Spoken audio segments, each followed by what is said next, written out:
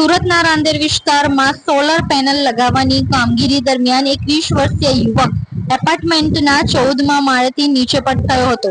યુવકનું ઘટના સ્થળે જ મોત નીપજ્યું હતું. બનાવની જાણ થતાં પોલીસ ઘટના સ્થળે પહોંચી હતી. યુવકના મૃતદેહને પીએમ અર્થે સિવિલ હોસ્પિટલ ખસેડવામાં આવ્યો હતો.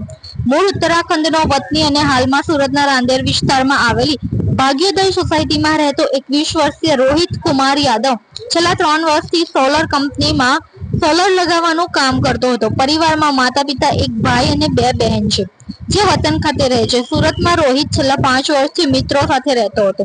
રોહિત રાંદેર ખાતે વેરીબી એપાર્ટમેન્ટના બી ટાવરમાં 14મા માળે ધાબા પર સોલર પેનલ ફિટિંગની કામગીરી કરી રહ્યો હતો.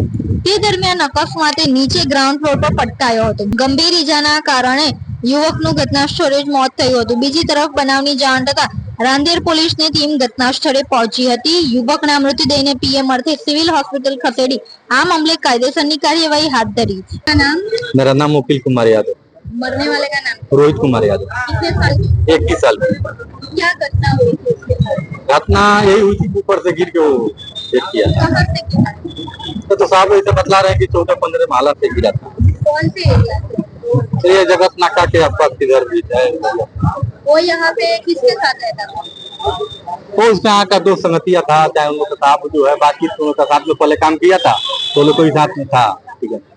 और उसके साथ जब ये घटना बनी तब कोई और था कि वो अकेला ही था? नहीं, एक लड़का साइड और था, वहाँ पे एक लड़का और था. तो अभी वो भी उसको भी बतला रहे हैं लोग, अभी थोड़ा अभी ये हो गया है. वो कहाँ पे काम करता है यहाँ पे? वही बतला ना, जगत नगर के आसपास किधर वहाँ काम चल रहा था.